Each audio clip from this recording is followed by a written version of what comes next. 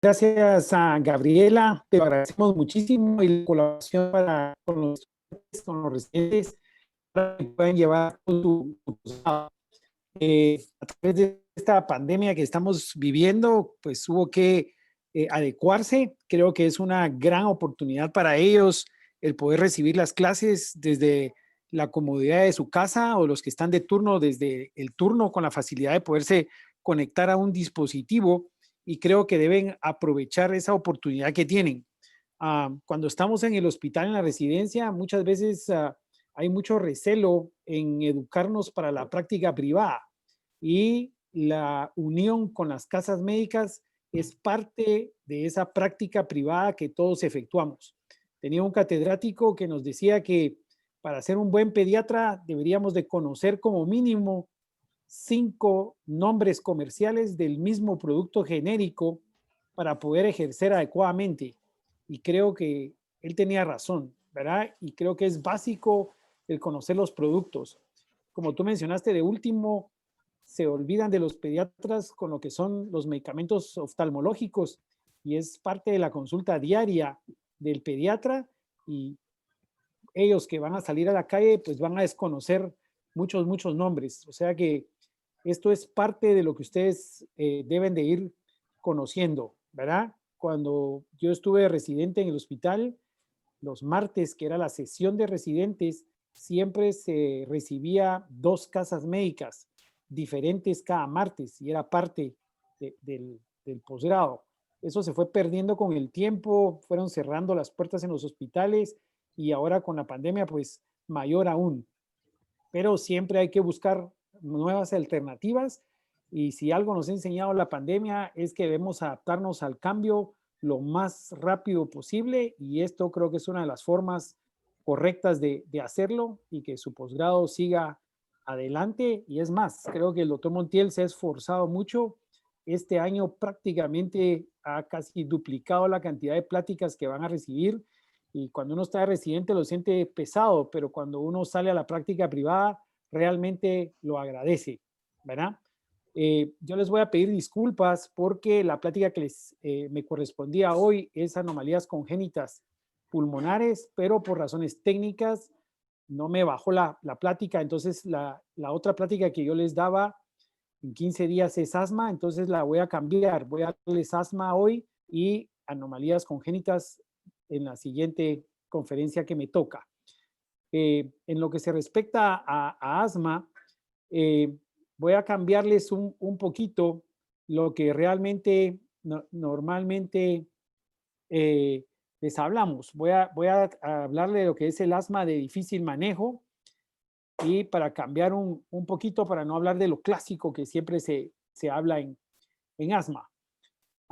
Si tienen alguna duda o algo, me pueden ir interrumpiendo sin ningún problema.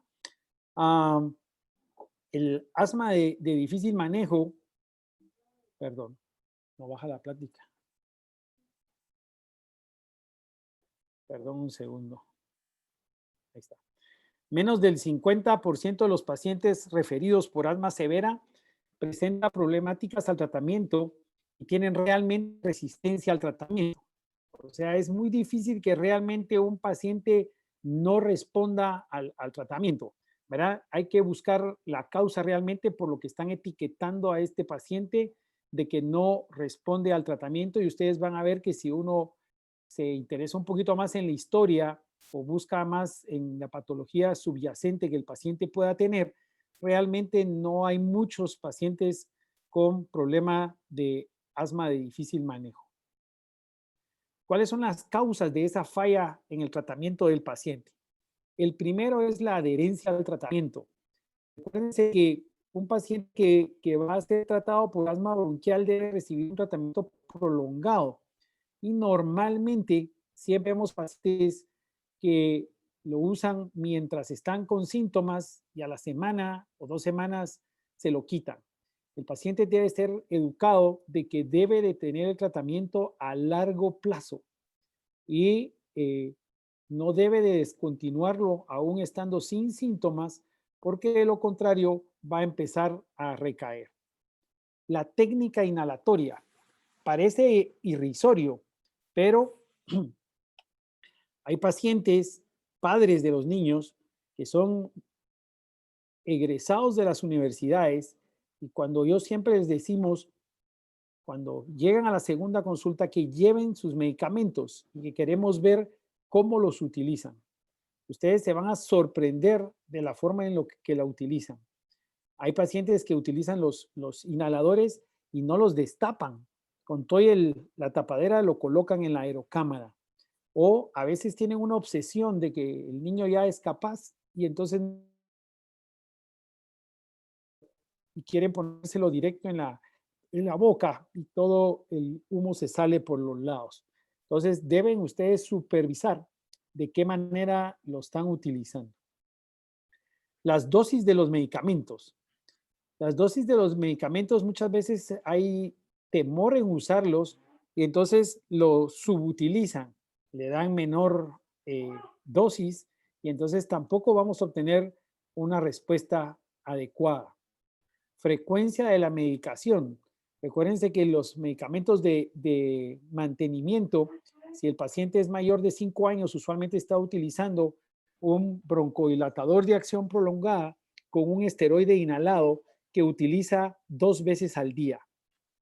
Y lo debe utilizar, obviamente, cada 12 horas, a veces por costos, lo utilizan una vez al día. Minimización del alergeno. Hay pacientes que a veces no mejoran con un tratamiento adecuado. Y cuando los pacientes no mejoran con un tratamiento adecuado, ustedes deben de pensar que algo más está pasando. Y ese algo más puede a veces estar relacionado con la alimentación. Les voy a poner ejemplos. Hace años tuvimos a un chico de más o menos 5 años con tratamiento adecuado. La madre cumplía el tratamiento adecuado, pero seguía estando en crisis. Y cuando le dije que mejor íbamos a hacer pruebas de alergia, nos llevamos la sorpresa que era alérgico al banano y al melón. Digo a la mamá, bueno, menos mal porque no lo consume a diario. Y me dijo, no, me dijo, es que yo soy vegetariana y ellos consumen banano todos los días.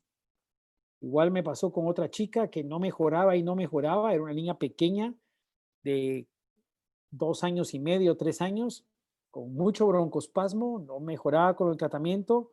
Hicimos pruebas de alergia, o sea, lo referimos a la alergóloga y era alérgica al tomate.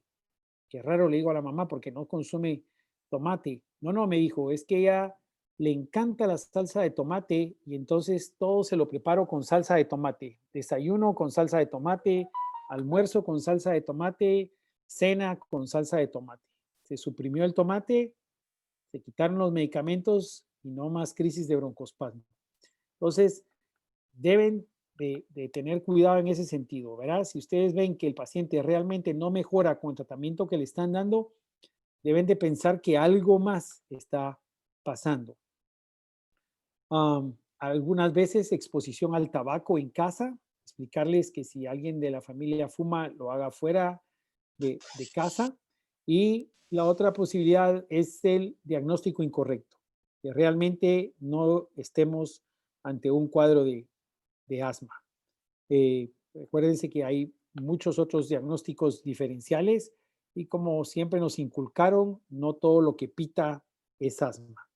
Les voy a contar otra anécdota. Tuve un paciente de 7 años de edad, extranjero, que por razones laborales el papá se vino a vivir a Guatemala y me dijo, yo no sé qué pasa con tu clima aquí en tu país.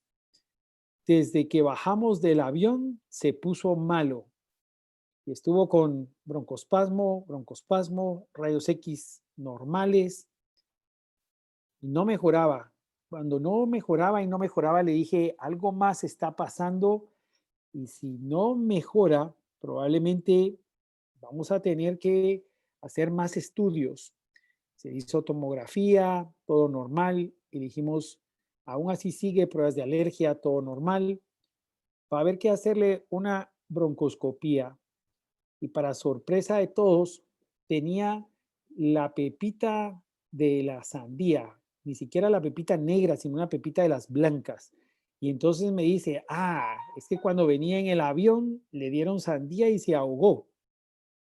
pero yo no le di importancia, o sea, nunca nos lo había dicho y eso era lo que tenía ahí pegado al bronquio, obviamente como no obstruía, no daba mayores síntomas en los rayos X. O sea, siempre deben de pensar en que el diagnóstico podría estar erróneo. Y alguna comorbilidad con el asma, ¿verdad? Rinitis, que haya una neumonía, una sinusitis, ¿verdad? Pensar en que hay otra patología asociada que no nos está dejando mejorar. Son pacientes que algunas veces amerita una visita domiciliar y revisar si realmente están llevando a cabo el tratamiento, si hay exposición a humo de tabaco, presencia de alergenos en casa, aves, flores, algo que pueda estar precipitando y factores psicosociales, ¿verdad? Y llevar a cabo una buena educación en asma para la familia. Otra de las causas que puede ser también en lo psicosocial es el estrés. El estrés, o cuando ver en la historia, si las crisis de broncoespasmo no se asocian mucho cuando el paciente va a ser sometido a pruebas escolares o a exámenes. Tuvimos una paciente ya hace varios años que yo empecé a detectar que siempre que la llevaban a la clínica, llegaba más o menos a la misma hora y con el uniforme del colegio. Dije, qué raro, aquí algo está pasando. Pregunté a los padres, me dijeron que todo estaba bien, el tratamiento lo estaba llevando perfectamente, había familiares médicos en la familia y le estaban el tratamiento adecuado. Eh, hasta que un día, de repente, la chica se desapareció en el colegio y empezaron a buscarla y todo, se había ido en otro bus donde otra amiguita y entonces ya intervino la psicóloga del colegio y la niña era una niña líder, pero tenía una compañerita que era más líder que ella. Y entonces le hacían la ley del hielo, cuando le hacían la ley del hielo, ella hacía crisis de broncoespasmo para que la llegaran a traer y se fuera a su casa. Intervino la psicóloga del colegio y desaparecieron los episodios de broncoespasmo.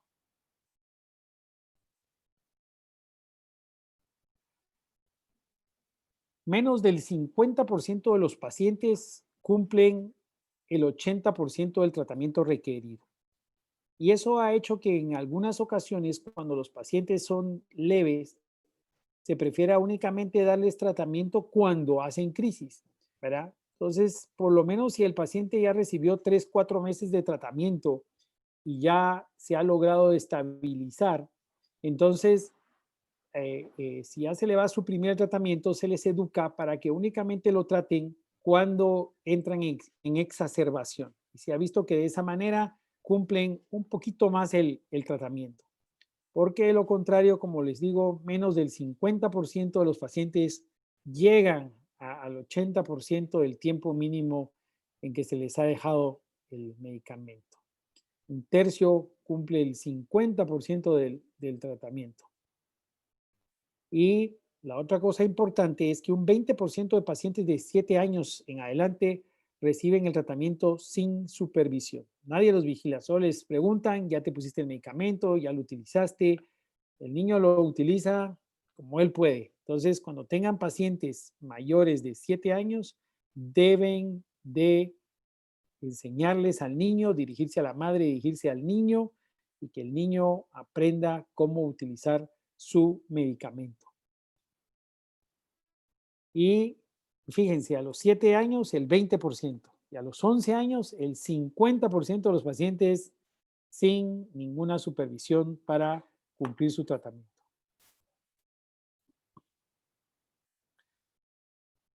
Resistencia al uso de esteroides. Para ustedes que van a salir a la práctica privada, recuérdense que a la clínica van a recibir al papá, a la mamá, a la abuelita, a la empleada. Pero si está la abuelita, más se van a tardar ustedes en explicar que ella en decirles que no use los esteroides.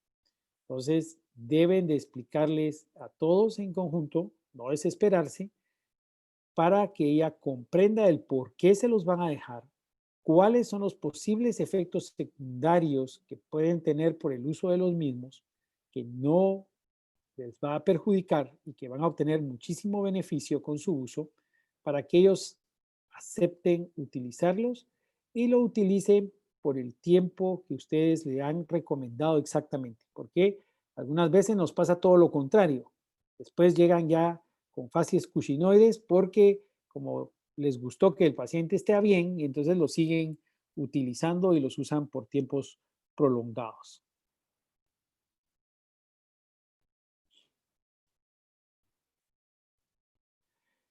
Entre la exposición a alergenos están también las mascotas y dentro de las mascotas siempre deben indagar principalmente conejo y gatos. El conejo y el gato son los que mayor crisis de broncoespasmo les dan. Nosotros tuvimos la experiencia ya en 2 ocasiones, un hijo de un colega le compraron un conejo en San Lucas, antes era muy común, no como está ahí ahora, pero en el mercado de San Lucas era uno de los paseos dominicales y el chico se trajo su conejito en el sillón de atrás del carro, tosiendo en el camino. Cuando llegó a su casa iba casi cianótico. El papá lo llevó al hospital, el papá era médico, en una crisis de broncoespasmo terrible provocada por el conejo. Posteriormente tuvimos a la experiencia de que empezaron a llegar a la clínica niños de más o menos la misma edad, pequeños, 3 años, 3 y 4 años, y empezamos a ver que todos eran del mismo colegio. Y dijimos, esto no está bien. Hablamos al colegio y a una de las maestras de primaria se le había ocurrido que para motivar a los chicos, a los que hacían bien la tarea o buen comportamiento, les permitía cargar a un conejito que tenían de mascota. Y entonces los niños que tenían predisposición, pues entraban en crisis de broncoespasmo.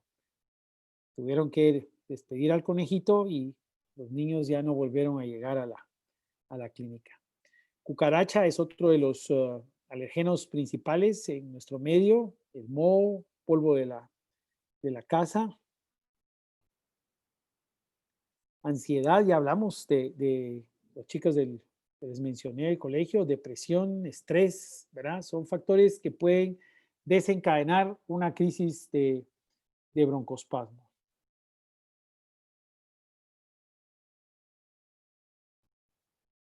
¿Cuáles son los diagnósticos que pueden confundirnos, ¿verdad? La laringomalacia en los niños pequeños, parálisis de cuerdas vocales, angiomatosis laringia, traqueomalacia, broncomalacia, estenosis traqueales, estenosis bronquial, anillos vasculares. Anillos vasculares es otra de los temas que deben de revisar, ¿verdad? Cuando veamos lo de las anomalías congénitas pulmonares, porque también dan cierta sintomatología pulmonar, pueden dar estridor y lo que el paciente pueda tener es un anillo vascular o pueden dar broncoespasmo y ahí sí el broncoespasmo usualmente es asimétrico dependiendo dónde se esté llevando a cabo la compresión a nivel vascular. Membranas laringias, cuerpo extraño, como ya les había mencionado, y obviamente adenopatías o una neoplasia. Con el cuerpo extraño, les cuento también una vez, ustedes ya no lo vivieron o tal vez estaban bien pequeños, todavía vivieron el final de lo que eran los desfiles navideños de país. Llega un colega y me lleva a su niña por una crisis de broncoespasmo y me dijo, qué mala suerte, ella no era asmática y ahora está con esta crisis, yo creo que es por un proceso viral porque llovió el día del desfile de país. El desfile era el fin de semana y ya llegó como martes o miércoles a la clínica. Yo le dije, qué raro, le dije, qué raro, no me parece que vaya a ser por eso. ¿Estás seguro que no hay algo más en la historia que se hubiera podido aspirar algún cuerpo extraño o algo. No, no, me dijo, no pasó nada. Le dejé broncodilatadores.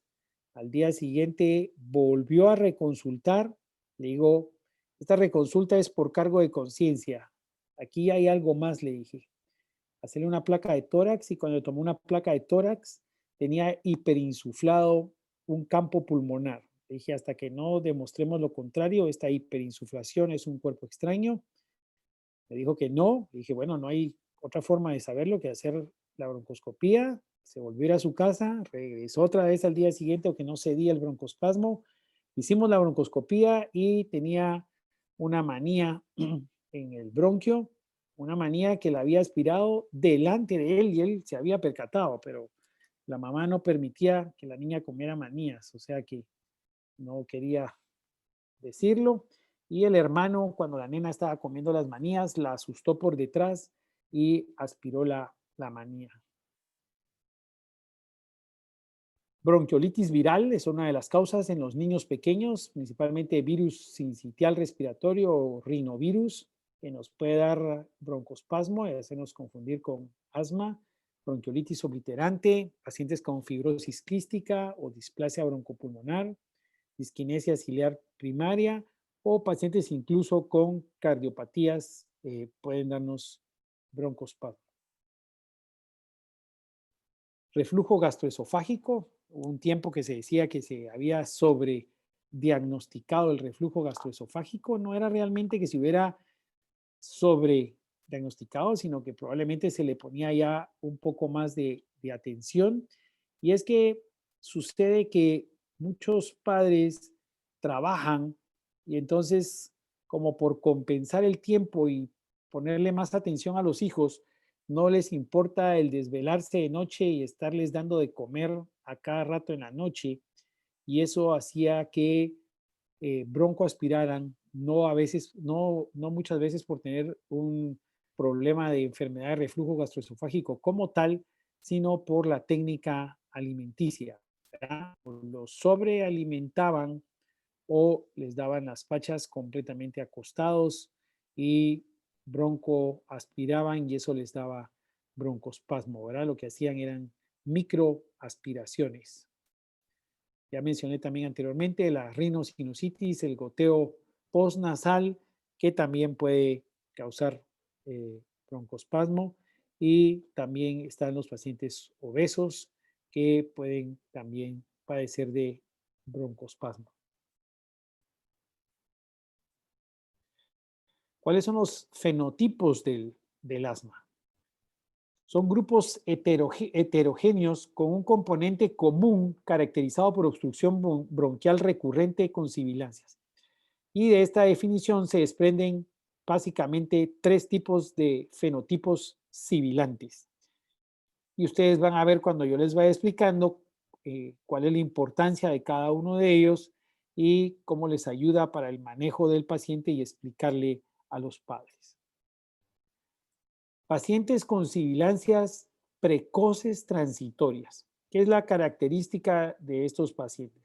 Son pacientes que inician antes de los 3 años de edad y tienden a desaparecer entre los 5 y 7 años. O sea que cuando ustedes ven un paciente menor de 3 años que está con broncoespasmo y la clásica pregunta de los padres es ¿se va a curar o no se va a curar? Pues ustedes le pueden explicar que dentro de los fenotipos del asma, él corresponde a una sibilancia precoz transitoria y que usualmente entre el quinto y el séptimo año va a mejorar. Si no, quien lo vea entre el quinto y el séptimo es el que se va a llevar todos los aplausos porque va a ser quien lo cure y aunque él no lo hubiera visto, de todos modos se iba a curar, ¿verdad? Y estos sibilantes precoces transitorias corresponden al 40 a 60% de todos los pacientes sibilantes recurrentes. No se relacionan con atopía, o sea, no tienen una historia familiar positiva de alergia. Y la función pulmonar usualmente está disminuido en el periodo neonatal y se normaliza hacia los 11 años. ¿Cuáles son los factores de riesgo para estos pacientes para desarrollar el broncoespasmo? Tabaquismo materno durante la gestación, Sexo masculino, es más frecuente en sexo masculino. Antecedente de prematuridad y convivencia con hermanos mayores y o asistencia a guarderías. Recuérdense que hace muchísimos años empezaban los colegios a los 5 años y ahora ya al año y medio, 2 años, ya están en colegios. El segundo grupo son los pacientes con sibilancias persistentes no atópicas. Igual que el anterior, inicia antes de los 3 años de edad, generalmente en el primer año de vida, con bronquiolitis por virus sincitial respiratorio, usualmente en su debut por una infección por virus sincitial respiratorio, y persisten hasta los 6 u 8 años. Y este grupo corresponde al 25 al 30% de todos los pacientes con sibilancias recurrentes. Estos son la clásica pregunta cuando tienen un paciente con infección por virus sincitial respiratorio, que los padres les preguntan, ¿mi hijo va a ser asmático o no va a ser asmático? Ustedes le dicen, pues tiene un chance de un 25 a 30% de llegar a desarrollar asma y es muy probable en los 8 años de vida. La función pulmonar es normal al nacimiento, disminuida a los 6 y a los 11 años. Recuérdense que la anterior mejoraban a los 11 años. Estaba normal al nacimiento, mejoraba. Aquí está normal al nacimiento y disminuida a los 6 o 11 años de edad. Y son pacientes con hiperactividad bronquial que van disminuyendo con edad y responden bien a los broncodilatadores. Afecta a ambos sexos por igual. Tienen una inmunoglobulina E total normal y no historia familiar de atopía. Y usualmente las sibilancias llegan a desaparecer a los 13 años.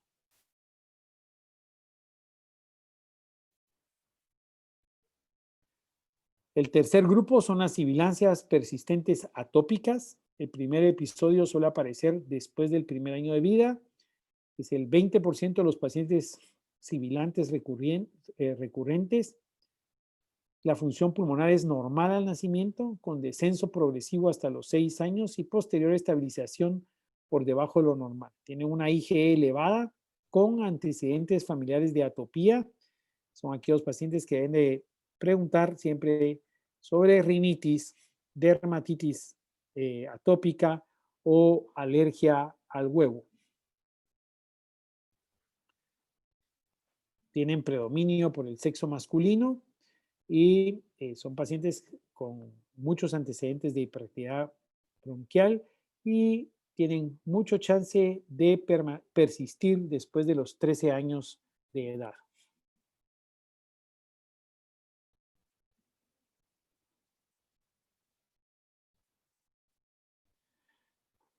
¿Qué hace que el paciente tenga mayor riesgo de padecer asma o de persistir con el broncoespasmo ya en edad mayor? Que tengan antecedentes de asma los padres y que haya historia de dermatitis atópica. Cuando ustedes los examinan, de observarles siempre los pliegues de los brazos y detrás de las rodillas.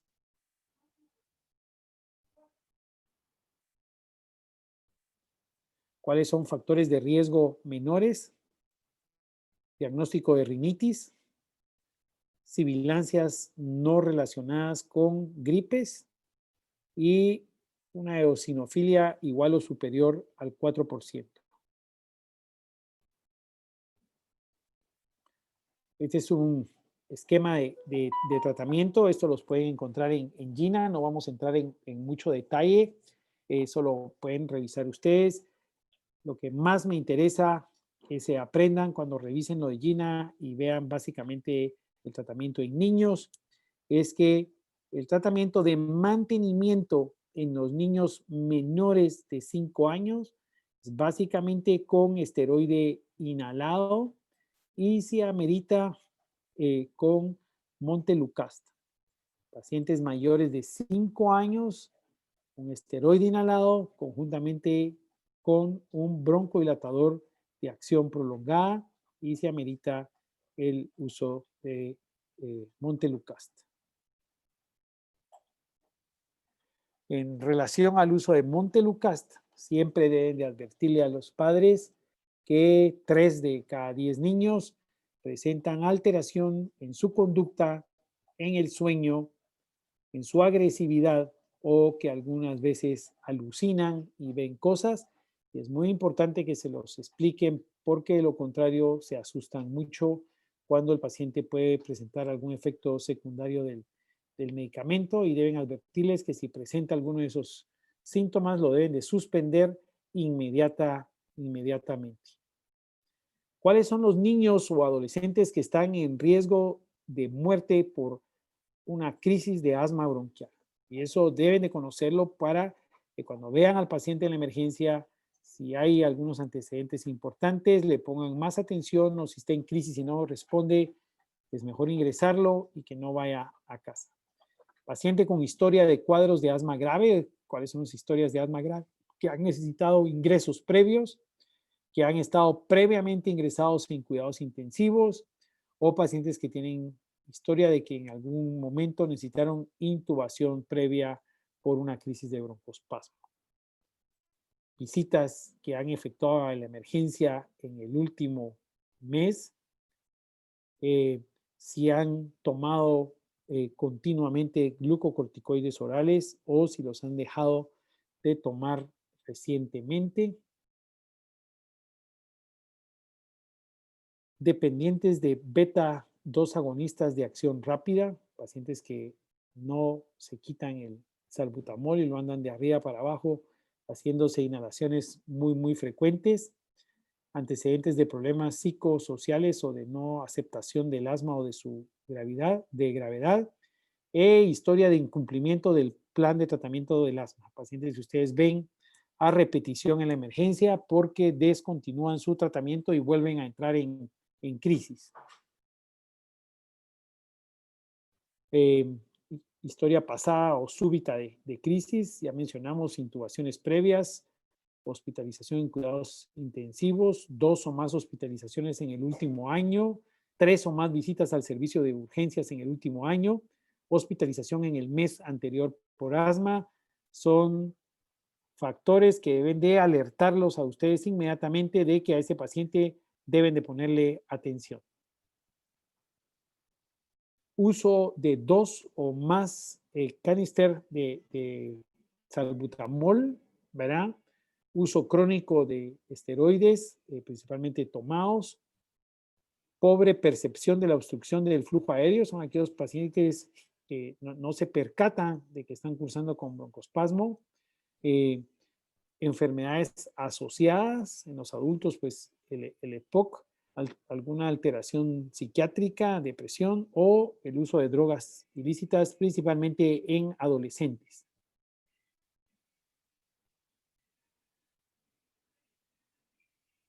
En lo que es el esquema de tratamiento, pues siempre identificar las comorbilidades y tratar de evitar los alergenos que son desencadenantes y mejorar el cumplimiento del tratamiento con un buen plan educacional.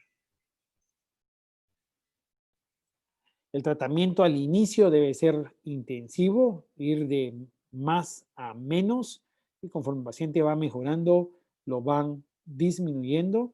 Si el paciente entra en crisis, aparte del broncodilatador, debe tener una pauta corta de esteroides orales y la pauta corta es 5 días de tratamiento de esteroides tomados y al salir de la crisis ya dejar su inhalador de mantenimiento.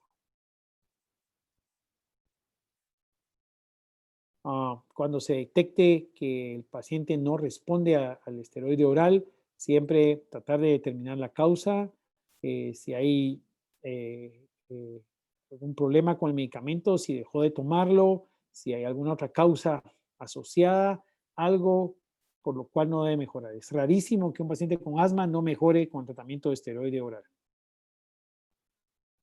No utilizar tratamientos alternativos, explicarle eso a los padres, que si ellos quieren usar algún tratamiento alternativo, pues que lo utilicen, pero usando los tratamientos que ustedes le están recomendando y darle un plan idealmente escrito a cada paciente de su esquema que debe de seguir y cómo identificar o qué hacer cuando el paciente entre en crisis.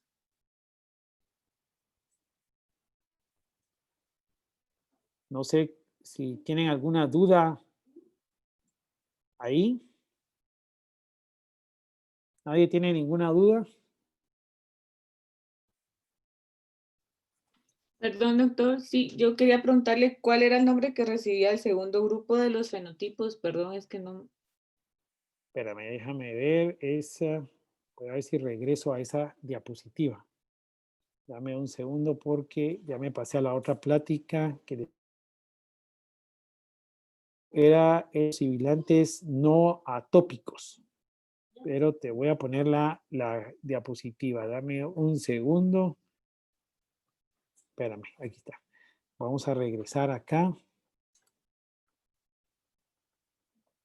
Te lo voy a poner. Ahí está. El segundo grupo son los con sibilancias persistentes no atópicos. O sea, los que no están relacionados con alergia. Gracias, doctor. ¿Ok? ¿Alguien más que tenga otra duda?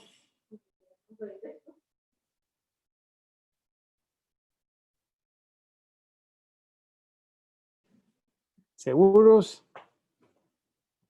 Bueno, ¿se sienten todavía con unos 20 minutos más de tiempo para que les dé la de asma y deporte? Sí, doctor. ¿Sí? Sí, gracias, doctor.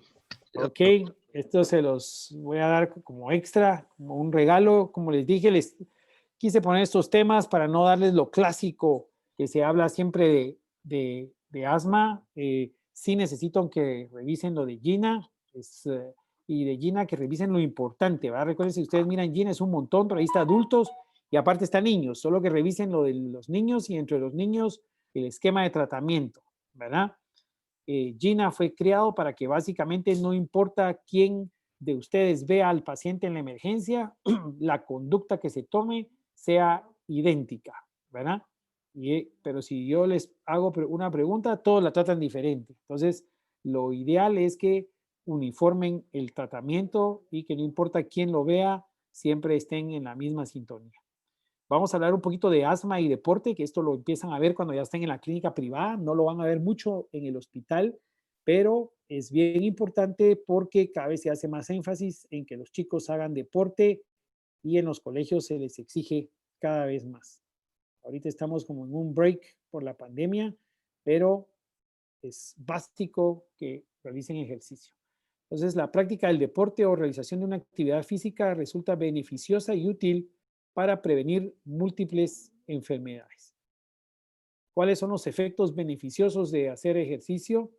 Entre los fisiopatológicos, función cardiorrespiratoria y musculoesquelética, factores psicológicos, aumento de autoestima, socialización.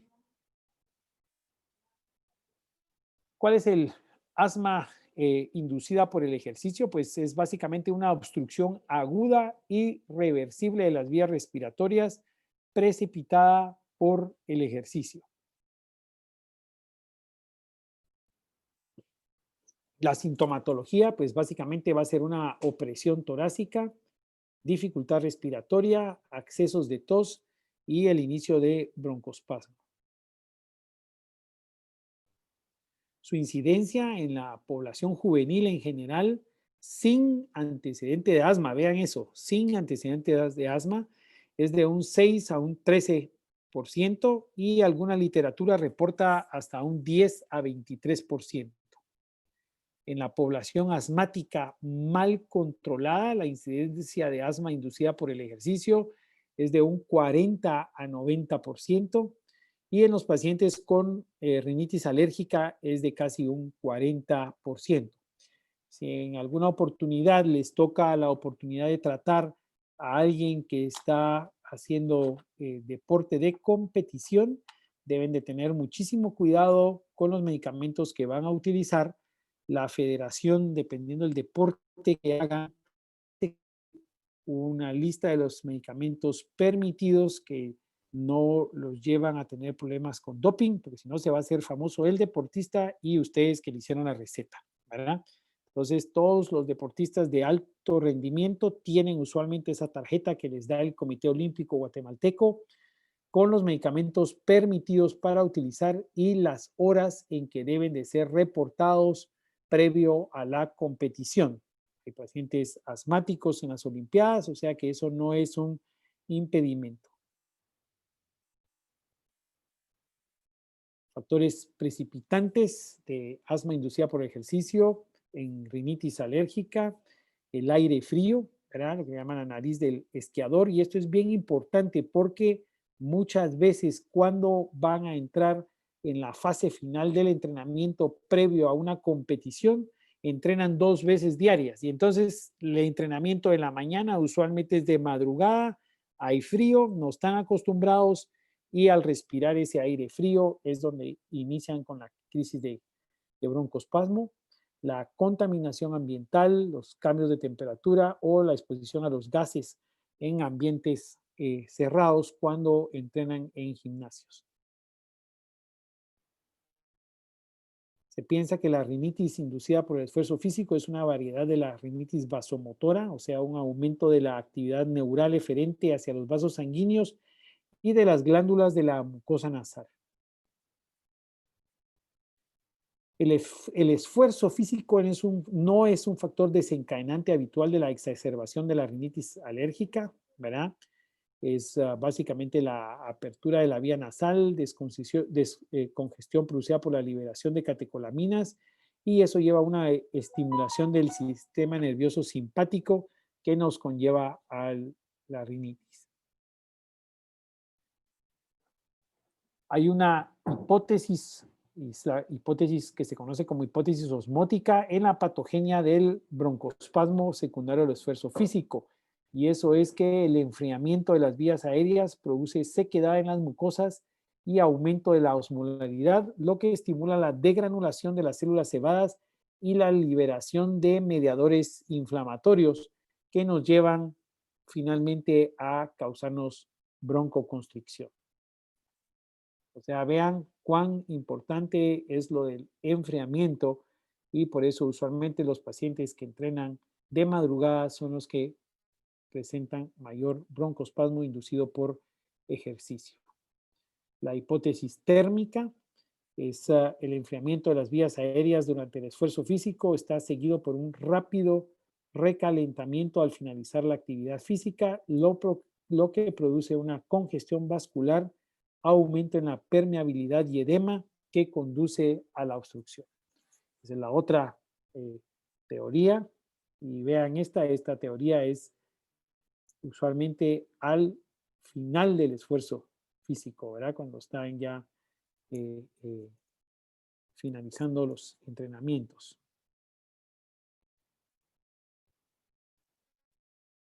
Básicamente es aumento de eosinófilos, aumento de los linfocitos T, aumento de macrófagos y de los leucotrienos B, C, D y E.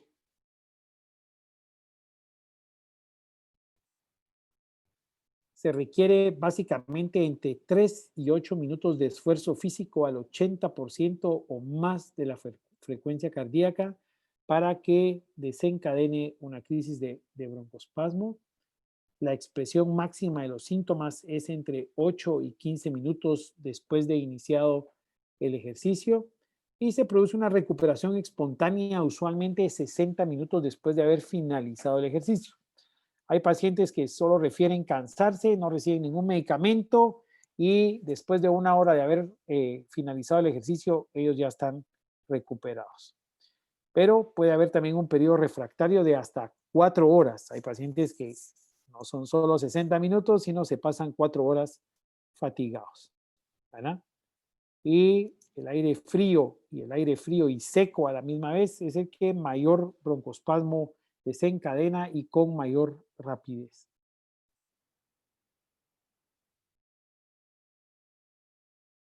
Básicamente este periodo refractario es básicamente por depresión de catecolaminas y la liberación de prostaglandinas podría tener un efecto protector, ¿verdad? Pero básicamente es por depresión de catecolaminas. ¿Cuál es el diagnóstico diferencial del asma inducida por el ejercicio? Pues falta de entrenamiento físico, pacientes que están cursando con anemia, pacientes que tenían alguna enfermedad cardíaca que no había sido diagnosticada, disfunción de cuerdas vocales, enfermedad pulmonar obstructiva crónica o que esté cursando con bronquitis, neumonías, un neumotórax o en pacientes mayores que pudiera tener hasta una embolia pulmonar, hiperventilación o aspiración de cuerpos extraños. El diagnóstico se hace básicamente con una espirometría.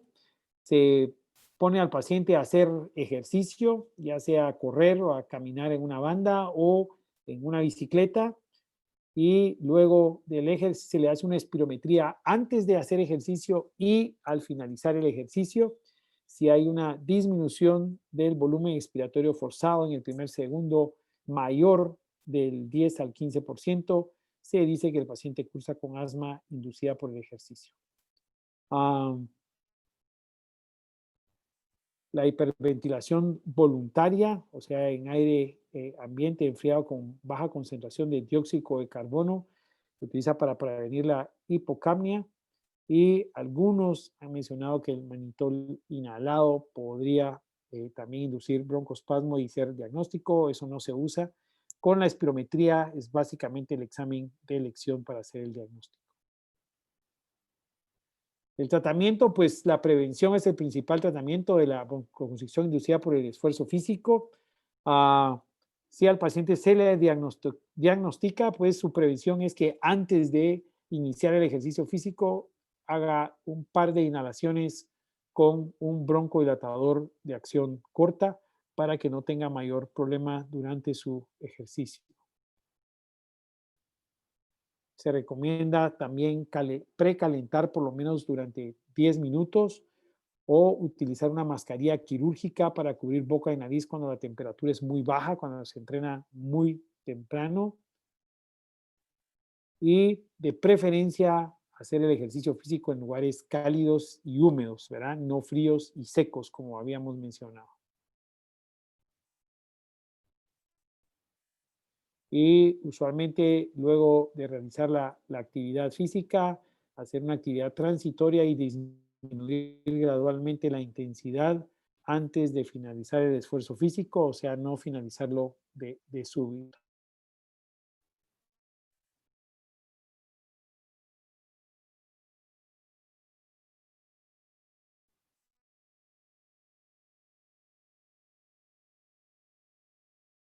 Los inhibidores de el montelukast es uno de los que funciona bien para prevenir el asma inducida por ejercicio. Y los últimos dos que están ahí ya prácticamente ya no se usan. Se puede utilizar a los que les da efecto de mucha taquicardia, a los beta 2, se puede usar el bromuro de ipratropium, ¿verdad?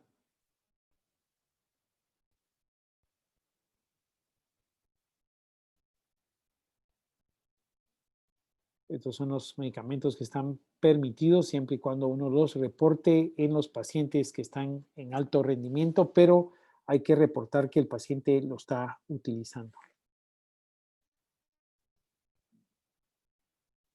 Igual estos también están permitidos, pero uno debe de reportarlos.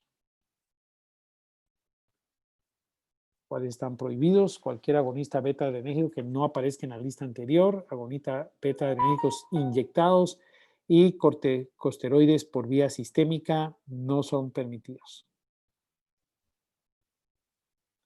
¿Cuáles son los deportes que se le recomienda a los pacientes que cursan con asma inducida por ejercicio?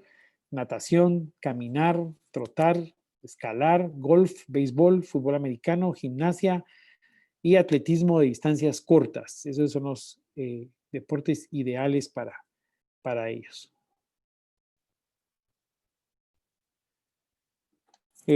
Puede haber anafilaxia inducida por ejercicio. Es raro que suceda, pero puede suceder. Y eso, el paciente presenta urticaria. Un paciente que haciendo ejercicio empieza con urticaria, deben de tener muchísimo cuidado porque puede hacer una anafilaxia, puede empezar con angioedema, fatiga, prurito, eritema, estridor, disfagia, ¿verdad? Se puede cerrar la vía aérea, dolor abdominal y es realmente una urgencia médica. Un tercio de los pacientes de asma inducido por ejercicio cursan con síncope y los síntomas, como les mencioné, usualmente en una hora ceden, ¿verdad? Y cuando son prolongados hasta 4 horas. El tratamiento para las crisis de anafilaxia y todo, la epinefrina. Y eso es todo. No sé, algunas otras dudas que tengan, algo más. Muchas gracias, doctor, por la clase. Mire, No, con gusto. Ajá. tengo una duda. Entonces, por las recomendaciones que hay acá en estos pacientes, al momento de recomendarles cómo practicar el ejercicio, lo que vi por las recomendaciones es evitar cambios bruscos de temperatura con el uso de Correcto. mascarillas y otras cosas. Eso es lo que los manda a ellos a mal camino. Exacto. Y que precalienten, ¿verdad? Que hagan ejercicios de calentamiento por lo menos durante 10 minutos. Y de enfriamiento, entonces Y de también. enfriamiento, exacto. Que no paren de súbito, sino que poco a poco vayan bajando el ritmo hasta que dejan de hacer el ejercicio. Y esto con las recomendaciones de los deportes que son recomendados, veo que son deportes como que de pequeños, o sea, de arrancones, y para como el béisbol, que uno corre de, de home a primera, Exacto. o sea, no son de mantener por un periodo prolongado, pues el corazón bombeando, el esfuerzo físico, pues, no, tratar de... Correcto. Por eso es que también recomiendan las pruebas de atletismo eh, de cortos, ¿verdad? Ajá. Porque, perdón, acá, por ahí lo había puesto, atletismo de distancias cortas, ¿verdad? Correr 100 metros, correr los 400 metros, ¿verdad? No maratones, por ejemplo, ¿verdad? Y si hace maratón, tiene que trotar, ¿verdad? No ir con aquel esfuerzo físico, porque si lo hacen principalmente, si corren muy temprano en la mañana, entran en crisis. Para evitar aumentar su frecuencia cardíaca muy alta. Muy alto, exacto. Entonces, ok. Hasta esos monitores los pueden ayudar para Exacto, porque tener ahora el casi lado. todos los deportistas tienen su monitor para ir monitoreando la frecuencia. Ok. Bueno, gracias, doctor. Gracias. ¿Ok? Algo que no les mencioné ahí, pero que es básico también, pero ese es otro tema aparte porque no es inducido por el deporte, pero los que practican buceo también deben de tener una espirometría y una prueba de función pulmonar antes de iniciar la práctica de buceo.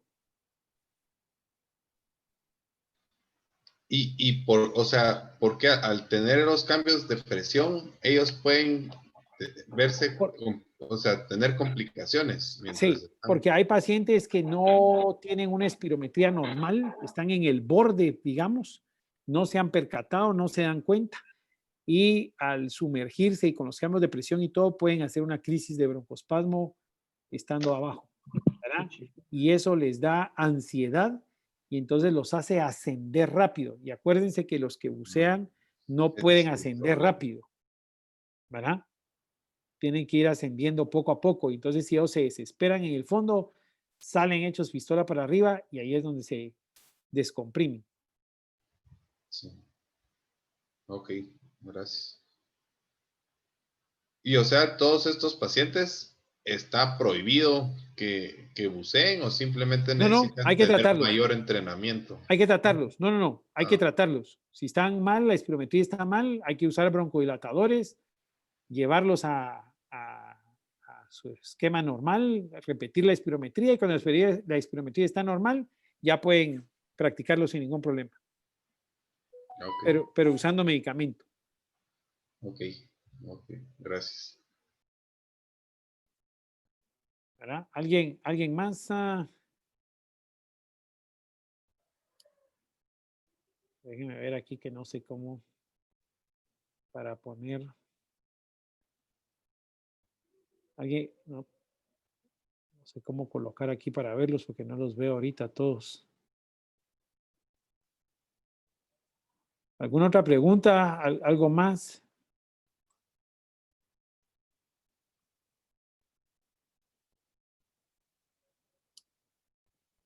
¿Alguien tiene más preguntas? Pues, ¿No? yo creo que muchas gracias, doctor, por No, su tiempo y por estamos ahí. dedicarnos, pues, Entonces, a mí me toca darles de nuevo en 15 días, ¿verdad? Dame un segundo, les voy a decir acá. Aquí tengo el programa.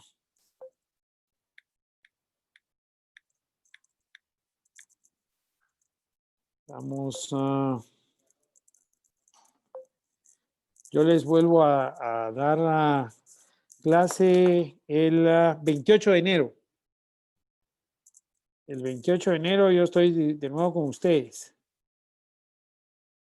ok, gracias, ¿Ok? doctor. Y a partir de la próxima semana vamos a empezar también con otras clases en la noche, extras de estas que están aquí en la programación, que ya se las había dado también el doctor Montiel, que es la interpretación de rayos X, interpretación de TAC de tórax, que las va el doctor Leal, ¿verdad? Ya lo van a conocer, él no egresó del Roosevelt, pero va a colaborar con nosotros. Yo les voy a dar también infección por gérmenes atípicos, micoplasma y clamidia, anomalías congénitas de la vía aérea superior, y después el doctor Leal les va a dar también croup y bronquiolitis e infecciones respiratorias por coronavirus, ¿verdad? Así que esperamos que Muy sean bien, muchas gracias. del agrado de ustedes y que en verdad les sirvan, ¿verdad? Y Doctor, pues, perdón, y para esas clases, la bibliografía, la misma que estaba sí, en la sí, si no, yo página. se las voy haciendo llegar con el doctor Montiel, Ah, bueno, gracias. ¿verdad? Y si no, tienen por ahí, les voy a dar mi número de teléfono, es 5202-2509.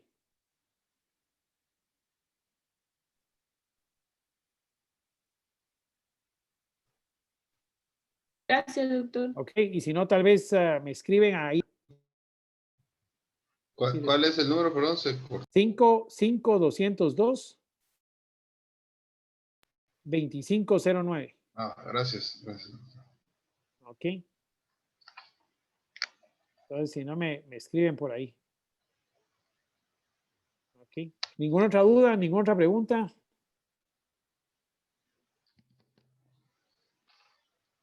Seguro van a aparecer muchas en el examen. Vamos a, miren, lamentablemente, yo sé que, pues para ustedes tienen un fin evaluativo, ¿verdad? Vamos a tratar de que sea más o menos de lo que les dimos y de lo que les mandemos en la literatura. Sí van a tener que leer, ¿verdad? Porque obviamente tienen que leer, pero no es el fin de perjudicarlos, pero sí que aprendan para el futuro y que estudien. O sea, sí van a tener que leer esta unidad de Neumo. ¿Verdad?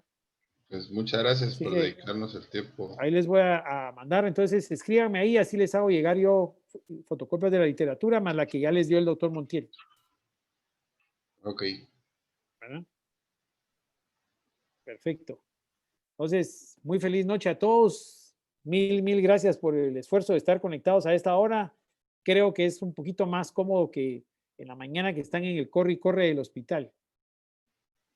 Sí, sí, bastante, doctor. Gracias. ¿Verdad? Así que aprovechen esta temporada de pandemia para recibir las clases así. Creo que van a ser más productivas para ustedes y le pueden sacar mayor rendimiento. Muchas gracias, doctor. Ok, un gusto. Muy feliz noche. Feliz noche.